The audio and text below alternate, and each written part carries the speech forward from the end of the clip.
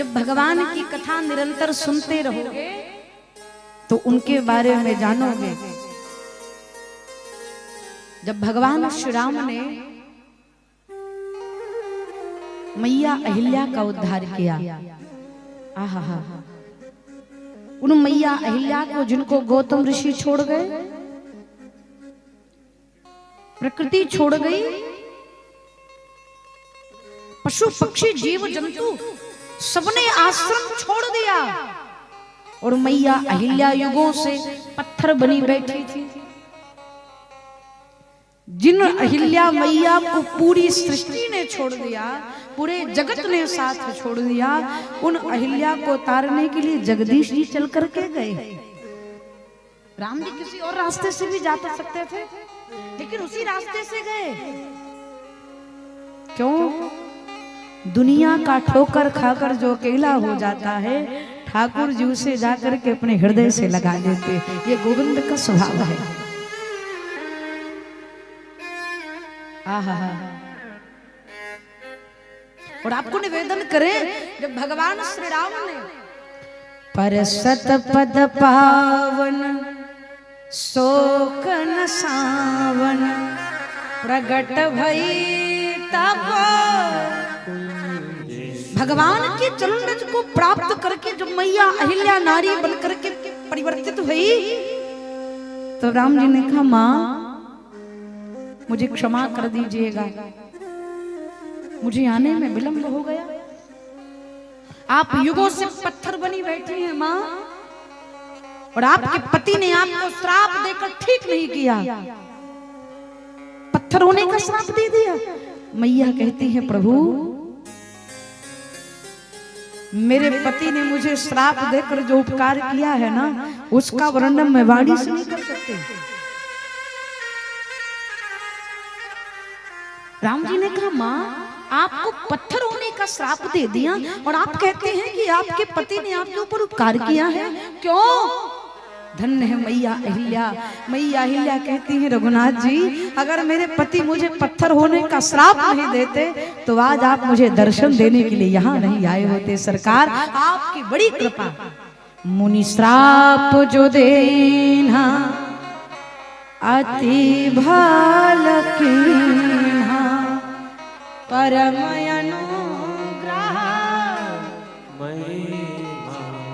और आ गए हैं तो देखो भरी लोचन हरि भव मोचन, इहि लाभ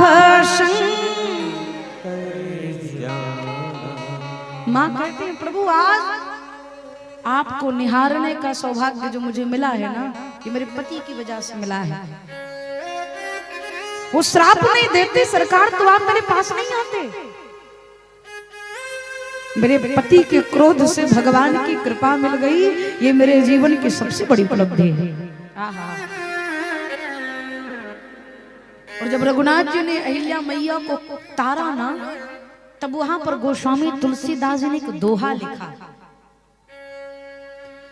अस प्रभु दीन बंधु हरि, और है ये कारण रहित दया,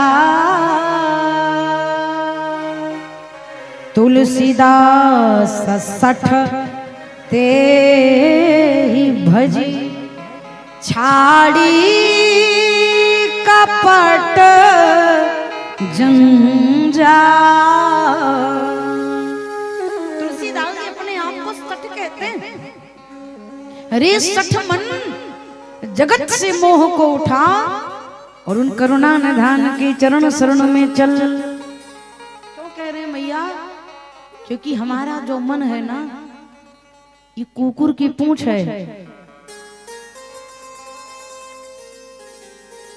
अपने मन को, हम हो या आप, अपने मन को कुत्ते की पूंछ समझिए, टेढ़ा ही रहेगा,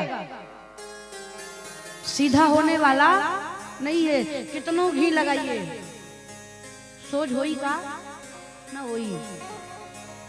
एक ने कहा ना ना ना, हमारा कुत्ता बहुत वीआईपी, हम इसकी पूंछ सीधी करके रहे। और हमने तो सुना था गांव में कि जिस कुत्ते की पूंछ सीधी हो जाए वो पगला गया, समझो ना। ये भी है ना भैया, अगर सीधी हो गई समझो डिस्टर्ब हो गया, किसको काट ले कुछ पता नहीं, टेढ़ा रहने में ही भलाई है।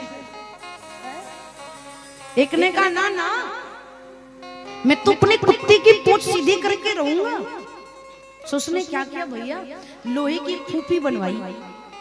फूफी जिसे आग जलाते हैं, चूल्हा जलाते हैं, लोहे की फूफी बनवाई और फूफी के अंदर कुत्ते की पूंछ को डाल दिया। कितने दिन तक?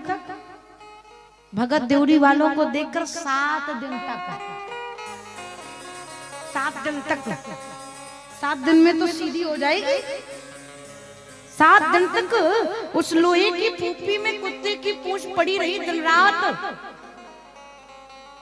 8वें दिन जब भगत देवरी में हवन भया, पूर्णाहुति भई, भंडारा भया, तो सोचा चलो फूफी निकाले। और जैसे लोहे की फूफी निकाली, सोई कुत्ते की पूंछ टेढ़ी हो गई। सीधी तो तभी तक थी भैया जब तक उस लोहे की फूफी में थी, निकालते ही फूफी वो टेढ़ी हो गई। यही दशा हमारी आपकी है। ये कथा पंडाल लोहे की फूफी है और हमारा आपका मन कुत्ते की पूंछ है। जब तक यहाँ बैठे बहुत सीधे भगवान के भजन करेंगे, आप किसी परपंच में नहीं पड़ेंगे, ना ना राम राम जपेंगे। और जैसे कथा विश्राम भई, 2 मुट्ठी प्रसाद खाए, 2 गिलास पानी पिए, डकार आई, चलो जल्दी गाय का दूध निकालना है, तुरंत याद आती है।